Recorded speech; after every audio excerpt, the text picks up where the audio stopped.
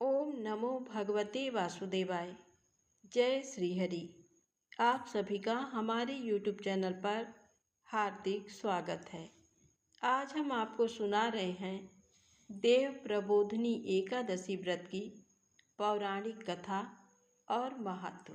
तो प्रेम से बोलें, लक्ष्मी नारायण भगवान की जय हो, तुलसी माता की जय हो। ब्रह्मा जी बोले, हे मुनिश्रेष्ठ, अब पापों को हरने वाली, पुण्य और मुक्ति देने वाली एकादशी का महात्म सुनिए। पृथ्वी पर गंगा की महत्ता और समुद्रों तथा तीर्थों का प्रभाव तभी तक है जब तक कि कार्तिक की देव प्रबोधिनी एकादशी तिथि नहीं आती। मनुष्य को जो फल 1000 अश्वमेध और 100 राजसूय यज्ञों से मिलता है, वही प्रबोधिनी एकादशी से मिलता है।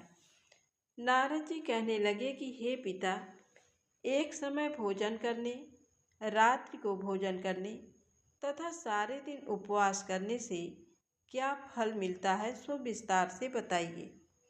ब्रह्मा जी बोले, हे पुत्र, एक बार भोजन करने से 1 जन और रात्रि को भोजन करने से 2 जन तथा पूरा दिन उपवास करने से 7 जन्मों के पाप नाश होते हैं।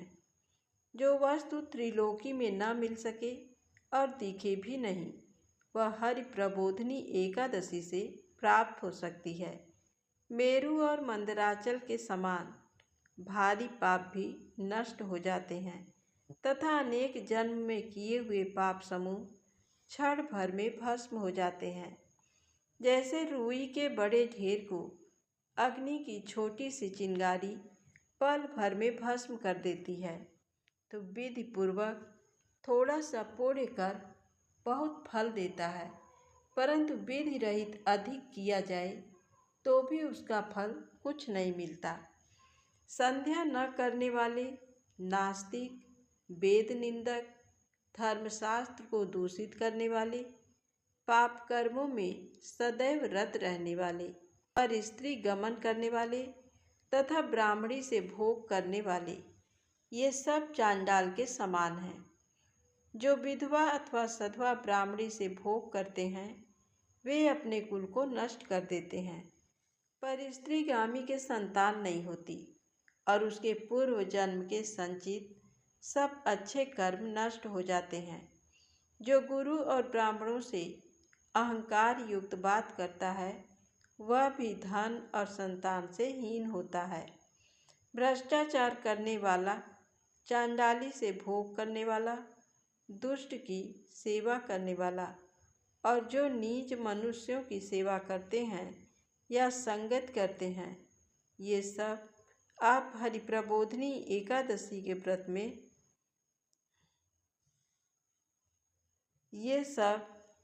ये सब पाप हरि प्रबोधिनी एकादशी के व्रत से नष्ट हो जाते हैं।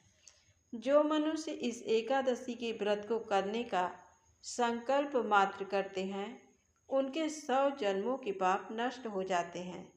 जो इस दिन रात्रि जागरण करते हैं, उनकी आने वाली 10,000 पीढ़ियाँ स्वर्ग को जाती हैं। नरक के दुखों से छूटकर प्रसन्नता के साथ सुसज्जित होकर वे विष्णु लोक को जाते हैं।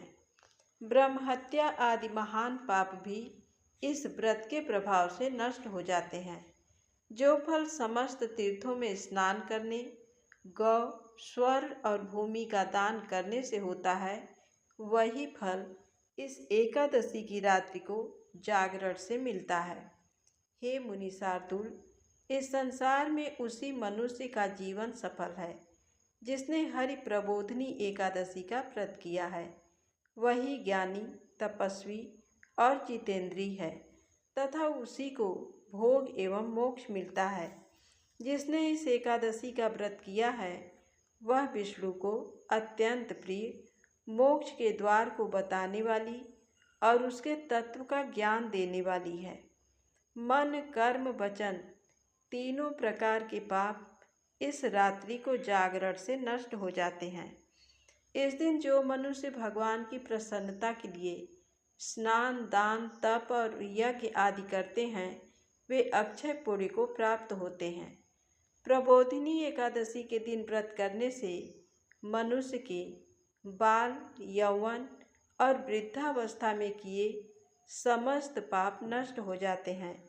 इस दिन रात्रि जागरण का फल चंद्र सूर्य ग्रहण के समय स्नान करने से 1000 गुना अधिक होता है। अन्य कोई पुण्य इसके आगे व्यर्थ हैं। जो मनुष्य इस व्रत को नहीं करते उनके अन्य पुण्य भी व्यर्थ ही हैं। अतः हे नारद, तुम्हें भी विधि पूर्वक इस व्रत को करना चाहिए। जो कार्तिक मास में धर्म पारायण होकर अन्न नहीं खाते उन्हें चांद्रायण व्रत का फल प्राप्त होता है। इस मास में भगवान दान आदि से जितने प्रसन्न नहीं होते जितने शास्त्रों में लिखी कथाओं के सुनने से होते हैं। कार्तिक मास में जो भगवान विष्णु की कथा का एक या आधा श्लोक भी पढ़ते, सुनते या सुनाते हैं उनको भी 100 गायों के दान के बराबर फल मिलता है। अतः अन्य सब कर्मों को छोड़कर कार्तिक मास में मेरे सन्मुख बैठकर कथा पढ़नी या सुननी चाहिए। जो कल्याण के लिए इस माह में हरि कथा कहते हैं वे सारे कुटुंब का क्षण मात्र में उद्धार कर देते हैं। शास्त्रों की कथा कहने सुनने से 10,000 यज्ञों का फल मिलता है। जो नियम पूर्वक हरि कथा सुनते हैं वे 1000 गोदान का फल पाते हैं। विष्णु के जागने के समय जो भगवान की कथा सुनते हैं वे 7 द्वीपों समेत पृथ्वी के दान करने का फल पाते हैं। कथा सुनकर वाचक को जो मनुष्य सामर्थ्य के अनुसार दक्षिणा देते हैं उनको सनातन लोक मिलता है। ब्रह्मा जी की ये बात सुनकर नारद जी ने कहा कि भगवान, इस एकादशी के व्रत की विधि हमसे कहिए और बताइए कि कैसे व्रत करना चाहिए। तब ब्रह्मा जी ने कहा कि ब्रह्म मुहूर्त में जब 2 घड़ी रात्रि रह जाए तब उठकर शौच आदि से निवृत्त होकर दंत धावन आदि कर नदी, तालाब, कुआं, बावड़ी या घर में ही जैसा संभव हो स्नान आदि करें। फिर भगवान की पूजा करके कथा सुने। फिर व्रत का नियम ग्रहण करना चाहिए। उस समय भगवान से प्रार्थना करें कि हे भगवान, आज मैं निराहार रहकर व्रत करूँगा या करूँगी, आप मेरी रक्षा कीजिए। दूसरे दिन द्वादशी को भोजन करूँगा। तत्पश्चात भक्ति भाव से व्रत करें तथा रात्रि को भगवान के आगे नृत्य गीत आदि करना चाहिए। कृपणता त्याग कर बहुत से फूलों, फल, धूप, दीप आदि से भगवान का पूजन करना चाहिए। शंख जल से भगवान को अर्घ्य दें। इसका समस्त तीर्थों से करोड़ गुना फल होता है। जो मनुष्य अगस्त के पुष्प से भगवान का पूजन करते हैं उनके आगे इंद्र भी हाथ जोड़ते हैं। तपस्या करके संतुष्ट होने पर हरि भगवान जो नहीं करते वह अगस्त के पुष्पों से भगवान को अलंकृत करने से करते हैं। जो कार्तिक मास में बिल्वपत्र से भगवान की पूजा करते हैं वे मुक्ति को प्राप्त होते हैं। कार्तिक मास में जो तुलसी से भगवान का पूजन करते हैं उनके 10,000 जन्मों के पाप नष्ट हो जाते हैं। तुलसी दर्शन करने, स्पर्श करने, कथा कहने, नमस्कार करने, स्तुति करने, तुलसी रोपण, जल से सींचने और प्रतिदिन पूजन सेवा आदि करने से 1000 करोड़ युग पर्यंत विष्णु लोक में निवास करते हैं। जो तुलसी का पौधा लगाते हैं उनके कुटुंब से उत्पन्न होने वाले प्रलय काल तक विष्णु लोक में निवास करते हैं। हे मुनि, रोपी हुई तुलसी जितनी जड़ों का विस्तार करती है उतने ही 1000 युग पर्यंत तुलसी रोपण करने वाले के सुकृत का विस्तार होता है। जिस मनुष्य की रोपी हुई तुलसी जितनी शाखा प्रशाखा, बीज और फल पृथ्वी में बढ़ते हैं उसके उतने ही कुल जो बीत गए हैं और होंगे 2000 कल्प तक विष्णु लोक में निवास करते हैं। जो कदम्ब के पुष्पों से श्रीहरि का पूजन करते हैं वे भी कभी यमराज को नहीं देखते। जो गुलाब के पुष्पों से भगवान का पूजन करते हैं उन्हें मुक्ति मिलती है। जो वकुल और अशोक के फूलों से भगवान का पूजन करते हैं वे सूर्य चंद्रमा रहने तक किसी प्रकार का शोक नहीं पाते। जो मनुष्य सफ़ेद या लाल कनेर के फूलों से भगवान का पूजन करते हैं उन पर भगवान अत्यंत प्रसन्न होते हैं। और जो भगवान पर आम की मंजरी चढ़ाते हैं वे करोड़ों गायों के दान का फल पाते हैं। जो दूब के अंकुरों से भगवान की पूजा करते हैं वे 100 गुना पूजा का फल ग्रहण करते हैं। जो समी के पत्र से भगवान की पूजा करते हैं उनको महाघोर यमराज के मार्ग का भय नहीं रहता। जो भगवान को चंपा के फूलों से पूजते हैं वे फिर संसार में नहीं आते। केतकी के पुष्प चढ़ाने से करोड़ों जन्म के पाप नष्ट हो जाते हैं। पीले रक्त वर्ण के कमल के पुष्पों से भगवान का पूजन करने वाले को श्वेत द्वीप में स्थान मिलता है। इस प्रकार रात्रि को भगवान का पूजन कर प्रातःकाल होने पर नदी पर जाएं और वहां स्नान जप तथा प्रातःकाल के कर्म करके घर पर आकर विधि पूर्वक केशव का पूजन करें। व्रत की समाप्ति पर विद्वान ब्राह्मणों को भोजन कराएं और दक्षिणा देकर क्षमा याचना करें। इसके पश्चात भोजन गौ और दक्षिणा देकर गुरु का पूजन करें। ब्राह्मणों को दक्षिणा दें और जो चीज व्रत के आरंभ में छोड़ने का नियम किया था वह ब्राह्मणों को दें। रात्रि में भोजन करने वाला मनुष्य ब्राह्मणों को भोजन कराए तथा स्वर्ण सहित बैलों का दान करे। जो मनुष्य मांसाहारी नहीं है वह गौदान करे। आंवले से स्नान करने वाले मनुष्य को दही और शहद का दान करना चाहिए। जो फलों को त्यागे वह फलदान करे। तेल छोड़ने से घृत और घृत छोड़ने से दूध, अन्न छोड़ने से चावल का दान किया जाता है। इसी प्रकार जो मनुष्य भूमि शयन का व्रत लेते हैं उन्हें शय्या दान करना चाहिए। साथ ही तुलसी सब सामग्री सहित देना चाहिए। पत्ते पर भोजन करने वाले को सोने का पत्ता घृत सहित देना चाहिए। मौन व्रत धारण करने वाले को ब्राह्मण और ब्राह्मणी को घृत तथा मिठाई का भोजन कराना चाहिए। बाल रखने वाले को दर्पण, जूता छोड़ने वाले को एक जोड़ जूता, लवण त्यागने वाले को शर्करा, मंदिर में दीपक जलाने वाले को तथा नियम लेने वाले को व्रत की समाप्ति पर ताम्र अथवा स्वर्ण के पत्र पर घृत और बत्ती रखकर विष्णु भक्त ब्राह्मण को दान देना चाहिए। एकांत व्रत में 8 कलश, वस्त्र और स्वर्ण से अलंकृत करके दान करना चाहिए। यदि ये भी न हो सके तो इनके अभाव में ब्राह्मणों का सत्कार सब व्रतों को सिद्ध करने वाला कहा गया है। इस प्रकार ब्राह्मण को प्रणाम करके विदा करें। इसके पश्चात स्वयं भी भोजन करें। जिन वस्तुओं को चातुर्मास में छोड़ा हो उन वस्तुओं की समाप्ति करें अर्थात ग्रहण करने लग जाएं। जो बुद्धिमान इस प्रकार चातुर्मास व्रत निर्विघ्न समाप्त करते हैं वे कृतकृत्य हो जाते हैं और फिर उनका जन्म नहीं होता। यदि व्रत भ्रष्ट हो जाए तो व्रत करने वाला कोढ़ी या अंधा हो जाता है। भगवान कृष्ण कहते हैं कि राजन, जो तुमने पूछा था वह सब मैंने बतलाया। तो प्रेम से बोले लक्ष्मी नारायण भगवान की जय हो। अब आइए सुने देव प्रबोधिनी एकादशी पर तुलसी माता की पौराणिक कथा। इस कथा को श्रद्धा भाव से पूरा अवश्य सुनिएगा। तो प्रेम से बोले तुलसी माता की जय हो। शिव महापुराण के अनुसार प्राचीन काल में राक्षसों का राजा दंभ हुआ करता था, जो कि एक महान विष्णु भगत था।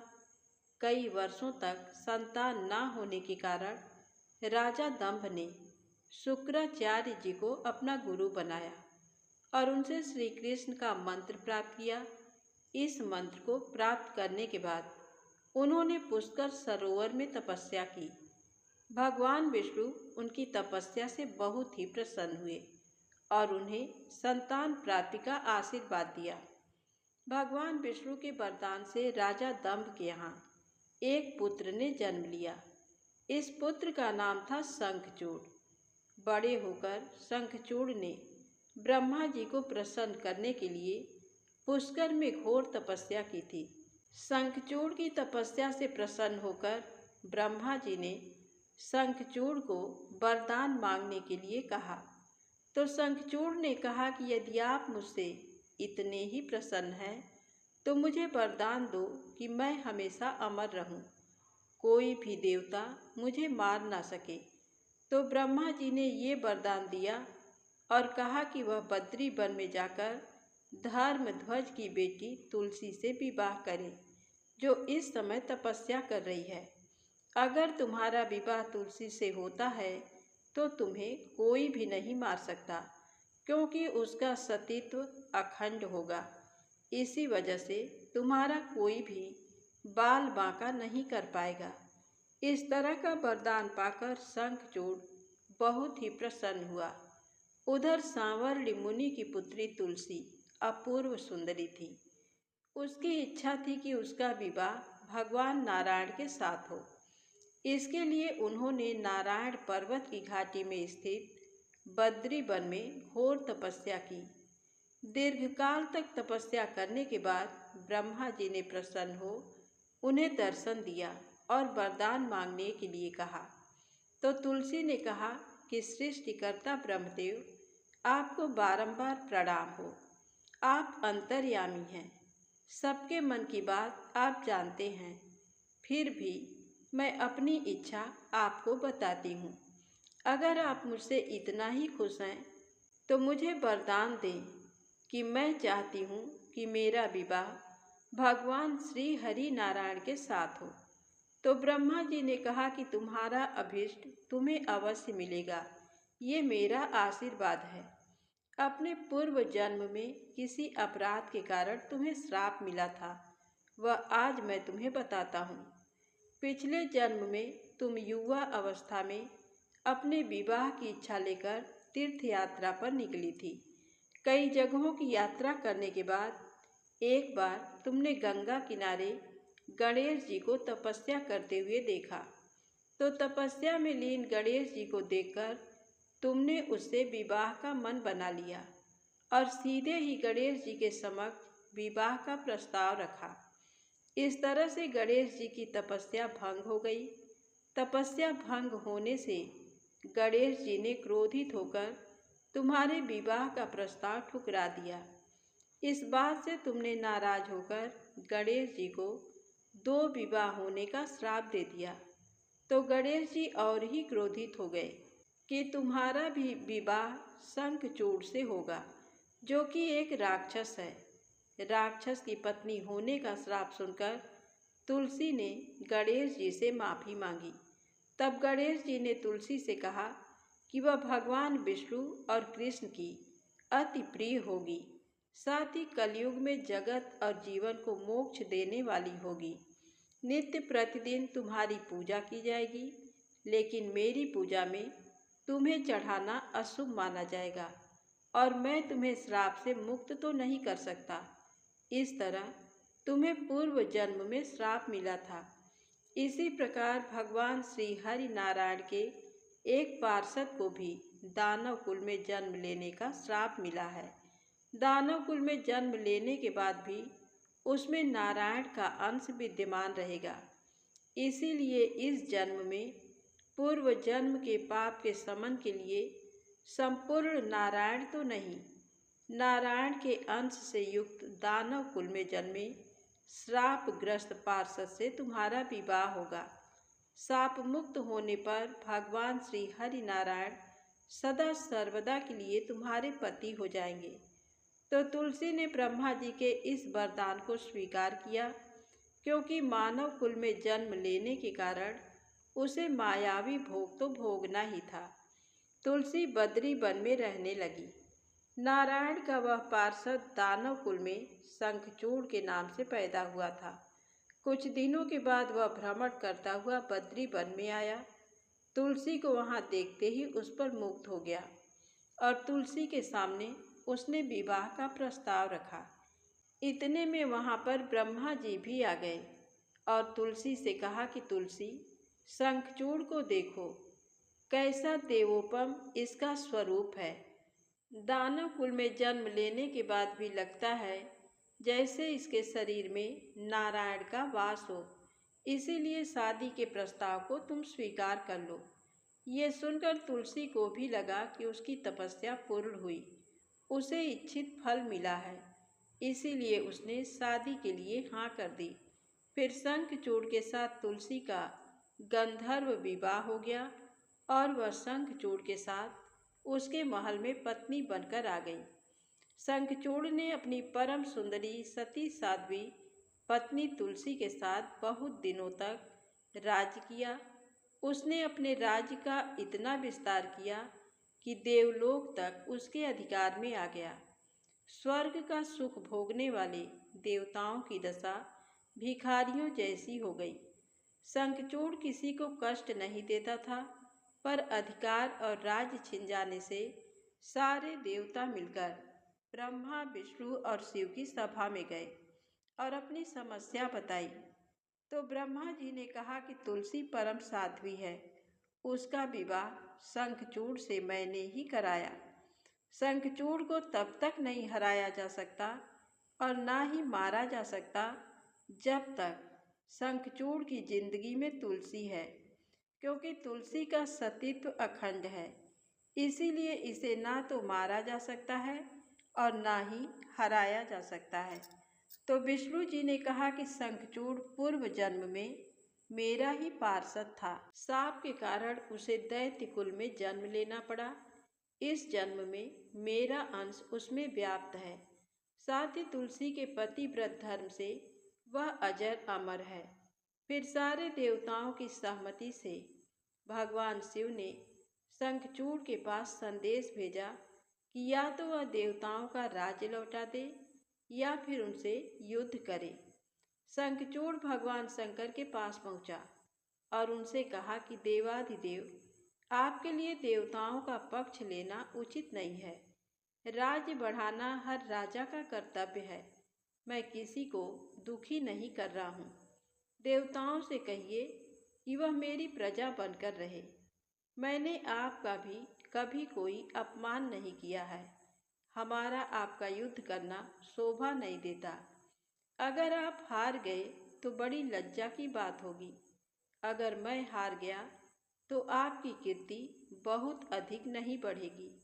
तो भगवान शंकर जोर से हंसे, क्योंकि वे तो सारा रहस्य समझते थे। तुलसी और शंखचूड़ के पूर्व जन्म के शाप की अवधि लगभग पूरी हो चुकी थी। भगवान शंकर हंसकर बोले कि इसमें कीर्ति और लज्जा की कोई बात नहीं है। तुम देवों का राज्य लौटाकर उन्हें उनके पद पर बना रहने दो। युद्ध से बचने का यही एक उपाय है और मेरी बात मान लो। तो शंखचूड़ ने कहा कि मैंने युद्ध के बल से देवलोक जीता है, उसे कोई युद्ध के द्वारा ही वापस ले सकता है। ये मेरा अंतिम उत्तर है। अब मैं जा रहा हूँ। ऐसा कहकर शंखचूड़ वहाँ से चला गया। उसने अपनी पत्नी तुलसी को सारी बात बताई और कहा कि कर्म भोग सब काल सूत्र में बंधा है। जीवन में हर्ष, शोक, सुख, दुख, मंगल, अमंगल काल के अधीन है। हम तो केवल निमित्त हैं। हो सकता है कि भगवान शिव देवों का पक्ष लेकर मुझसे युद्ध करें। तुम चिंता मत करना, तुम्हारा सती तेज ही मेरी रक्षा करेगा। फिर दूसरे ही दिन भगवान शंकर के नेतृत्व में देवताओं ने युद्ध छेड़ दिया। शंखचूड़ ने भीषण बाणों की वर्षा करके उनके वेग को रोका। उसके प्रहार से देवता डगमगाने लगे। उसने दानवी शक्ति का प्रयोग कर मायावी युद्ध आरंभ किया। युद्ध स्थल पर वह किसी को दिखाई नहीं देता था। पर उसके अस्त्र शस्त्र प्रहार करके देवताओं को घायल कर रहे थे। देवतागण अपने अस्त्र चलाएं तो किस पर चलाएं, क्योंकि सामने कोई शत्रु दिखाई ही नहीं देता था। ये युद्ध कई दिनों तक चला था। शंखचूड़ पराजित नहीं हुआ तो भगवान शिव ने विष्णु जी से कहा कि विष्णु, कुछ उपाय करो।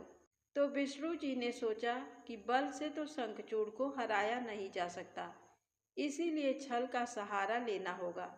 तो उन्होंने तुरंत अपना स्वरूप शंखचूड़ जैसा बनाया और अस्त्र शस्त्र से सुसज्जित होकर तुलसी के पास चले गए और बोले कि प्रिय, मैं युद्ध जीत आया हूँ। सारे देवता भगवान शंकर समेत हार गए हैं, अब मुझे कोई नहीं मार सकता। तो तुलसी पति को सामने प्रत्यक्ष खड़ा देख और विजय का समाचार सुनकर बहुत ही खुश हुई और भागकर अपने पति के चरण स्पर्श किए, क्योंकि तुलसी को इस बात का जरा भी भान नहीं था कि शंखचूड़ के वेश में स्वयं विष्णु भगवान हैं। इस तरह चरण स्पर्श करते ही तुलसी का तेज नष्ट हो गया और उसका सती तेज, जो शंखचूड़ की कवच के रूप में रक्षा कर रहा था, वह कवच नष्ट हो गया। शंखचूड़ शक्तिहीन हो गया। ये जानते ही भगवान शंकर ने अपने त्रिशूल से प्रहार किया। त्रिशूल के लगते ही शंखचूड़ जलकर भस्म हो गया। शंखचूड़ के मरने को जानकर विष्णु जी अपने असली स्वरूप में आ गए। तो तुलसी अपने सामने पति शंखचूड़ के स्थान पर भगवान विष्णु को खड़ा देखकर बहुत ही आश्चर्यचकित हुई। तुरंत उसे समझ में आ गया कि स्वयं नारायण ने उसके साथ छल किया है। तो उसे बहुत ही क्रोध आया और क्रोध में आकर उसने श्राप दिया कि एक सती स्त्री का सतीत्व भंग करने के अपराध में तुम हृदय विहीन पत्थर बन जाओ। भगवान विष्णु ने तुलसी के शाप को शिरोधार्य कर कहा कि देवी, तुम्हारे तथा शंखचूड़ के कल्याण के लिए मुझे ऐसा करना पड़ा। तुम दोनों को शाप मुक्त करना था। अब तुम भी शरीर त्याग कर तुलसी बिरवा के रूप में जन्म लोगी और मेरी पूजा तुलसी दल से होगी। मैं शालिग्राम पत्थर बनूंगा, मेरे शीश पर तुम सदा विराजमान होगी। शंखचूड़ की हड्डियों से शंख की उत्पत्ति होगी। उस शंख ध्वनि से देवताओं तथा मेरी पूजा आराधना होगी। जहाँ शंख ध्वनि होगी वहाँ मैं मंगलमय विराजमान रहूँगा। तुमने पूर्व जन्म में बद्री वन में मुझे पाने के लिए बहुत बड़ी तपस्या की थी। अब से हमेशा मेरी पूजा अर्चना में तुलसी दल अवश्य चढ़ाया जाएगा। अगर कोई तुलसी दल नहीं चढ़ाए तो उसकी पूजा पूरी नहीं होगी। तभी से तुलसी को धार्मिक अनुष्ठानों में विशेष महत्व दिया गया। तुलसी के पौधे का इस्तेमाल यज्ञ, हवन, पूजन, कर्मकांड, साधना और उपासना आदि में होता है। तुलसी दल का उपयोग भोग और प्रसाद में भी किया जाता है। भगवान श्रीहरि के चरणामृत में भी तुलसी का उपयोग जरूरी होता है।